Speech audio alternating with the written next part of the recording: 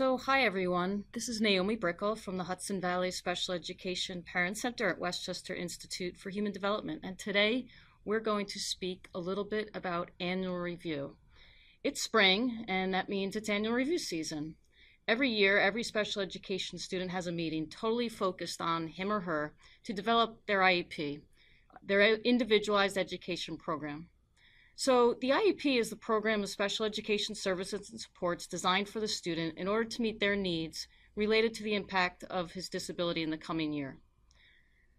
So think about it. It's really critical that as parents, you recognize the importance of your meaningful participation in this meeting. Of course you have a say. Who knows your child better than you? It'd be crazy for the school to try and develop a program without your input. Think about the valuable insight you can share about what has and hasn't worked. You are the one sitting home doing homework. You are the one they break down to after holding it together all day. You need to be prepared to share this stuff. But in order to participate effectively, you also want to be credible. You really need to understand the purpose of the meeting, what is going on. And today we're going to talk a little bit about that. So I happen to be a regs and policy nerd, and I really love this stuff, and not everyone else does. But even so, I think it's important that all parents have a basic understanding that there is really nothing in the special education system that is random or haphazard. That whole meeting is pretty much laid out in the regs and prescribed, and you should really understand it a little. Anytime I've been lost in this process, I've pretty much done the same thing. I go to the regs. It's basically you could call it a user's manual for special education. In New York State, it is the Part 200 regulations. They define how special education is established. You can find them online just by Googling Part 200 regulations, and the first thing that comes up will be a link to the website. You'll come to a page with the regs, and you can search, there's actually a PDF version that you can click on of the whole document, and you could search, by pushing Control F on the document, you could search for annual review and read exactly what is there about it. But today I'm going to talk to you a little bit about what is the gist of what's there. And here it is. Each year at the annual review, the committee must first determine if the annual goals of the student are being achieved. What were the goals that we created last year at this meeting? How has he or she done? I don't think we really spend enough time thinking about the goals, and we really need to. So take that seriously. Before your meeting, look for that old IEP and review what was developed last year. Has there been progress? I think it's really important that we put some thought into that. And as you're looking, if thoughts for this year come up, because I've found as a parent that frequently when I'm looking at the goals for last year and seeing where we're at, I think of whole new goals for the following year. Make sure you write those down. And really put meaningful thought into it. You definitely want to be proactive in contributing to the goals that you develop for next year. We also need to review, revise, and develop an IEP. That's what the regs say. In order to do that, we need to consider the student's progress, their current level of functioning, and other current information pertaining to their performance.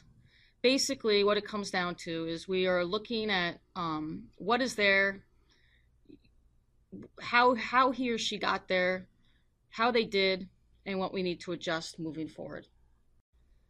So in order to be able to develop an effective special education program, we need to develop a comprehensive picture of the student's current functioning levels so that goals can be reasonably based on the current reality. We don't want to make up goals for the following year that we look at next May and say, where did this all come from? It really needs to be based in where's the student at right now. So these are some of the questions we really need to be asking. First and foremost, what are some of the successes for the year? What has been effective for the student? Remember that it's going to be effective to build a program on what we know has worked already. Too frequently, I feel that we spend our time focused on what's going wrong. And that is important. We have to be able to fix things, but first and foremost, we really need to know what's actually worked. We also need to ask what the student needs to participate successfully in general education and mainstream activities. What are the concerns? What concerns do you have? Be sure you share. Too frequently, I can't tell you how much I hang up the phone with parents who have neglected to open their mouths at the meeting when it came time to share concerns, and they didn't have it. They just didn't articulate them for any variety of reasons. Please don't let that happen. Anything left unsaid is an issue that is simply not going to be addressed. Another question. Have you provided any reports or evaluations from outside professionals working with your child? I recommend you do that beforehand so that the committee has an opportunity to consider them. And those reports will be considered at the annual review meeting. Another question, what are the results of any new evaluations performed either by the school or your own evaluators say about what's your student's current functioning and needs? What skills does a student need to master the content of the general education curriculum? What accommodations, modifications, assistive technology, and support or other related services are necessary for the student to achieve progress toward his annual goals? What are some of the special challenges that presented themselves this year that we need to address? How has the student changed, and how will that impact his progress towards the new goals we developed for next year? Also, we need to think about, are there services or supports indicated on the current IEP that we don't need anymore? This is really important too. I've found that frequently a service is put into an IEP and it stays there forever. We need to remember that the more services we lay on, the less we give that student the opportunity to learn and accomplish for themselves. It's a hard mentality, I think, sometimes for us parents to get to, but we really need to see that less can actually be more. Be ready to let go of services. I don't think as parents we are comfortable with that, but we really need to think about the end goal and what are we doing to maximize our students' independence and their opportunities for learning things on their own. We need to remember that goals guide decisions of placement in services and the needs define the goals. So it's important to make sure that all areas of need are articulated, discussed in the meeting so that the appropriate goals are developed based on accurate present levels of performance. As a parent, you have to be sure to share all your concerns. Do not be the parent who walks out of the meeting angry because you didn't say something that was important. You'll only further compromise his progress going forward.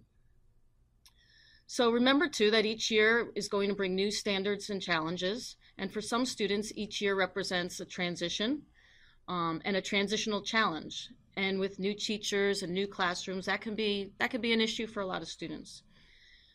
Each student's IEP must be considered in the context of the student's changing needs, the new curriculum the student must master, and any state or district-wide assessments for that upcoming year. All of those things need to go into your thoughts and your plans for the following year. And lastly, each year the committee must consider least restrictive environment and reconsider what that is actually for the individual student. This is really important, and it's another little soapbox I get on, but I don't think we spend nearly enough time focused on the outcomes when we are so willing to keep kids in segregated settings. We really need to be focused on the fact that education brings us to our goals. That's what it is for every student, and helps us realize our dreams. And we need to, I think, spend more time considering how a separate segregated setting really fits into our ideas and aligns with our goals for our child's future. So many years ago, it still really irks me, I went to my daughter's meeting, and as I think happens way too frequently, I got handed a bunch of reports as I sat down. I really hate that. It's impossible for me to process this stuff on the spot that way. And to parents, I always recommend that you be proactive and contact the professionals working with your kid well in advance of the meeting. In any case, the reality that day was that I was handed a bunch of reports, and one was actually written on yellow line paper and said draft at the top. And the woman told me I could look at it, but I wasn't allowed to keep it because she hadn't yet had time to send it to the typist. So needless to say, I found that pretty unprofessional, and I was an annoyed parent. So with that in mind, I also always recommend to parents that they hold themselves to a standard that they would expect of any other member of the committee. And don't show up unprepared. Put some time into it before and prepare so that the other members of the CSE have reason to take you seriously and so that your input is coherent and valued. And remember, you're the only one coming to that meeting with an emotional connection, and all that emotion can be distracting. So you need to make sure you really have your thoughts down and clear, and that the information you want to share is well organized and prepared. So spend some time beforehand. I can't emphasize this enough. Put everything together And if you have new reports from professionals or doctors, like I said, people you may have worked with outside of school, share those and share them before. I recommend always that you do it before, that's so that the CSE, so that the other members have time to process it all before. Just my mantra is prepare your thoughts or lose your thoughts. I think our emotional brains can really be a blender when we get into the meeting for our kids. So put some effort into that. So this is actually a tool we had developed for families to actually help them organize their thoughts before. This is a document that's available on our website. We actually have it in an electronic fillable or like form, or one where you can print and write down, which is the one you can see there.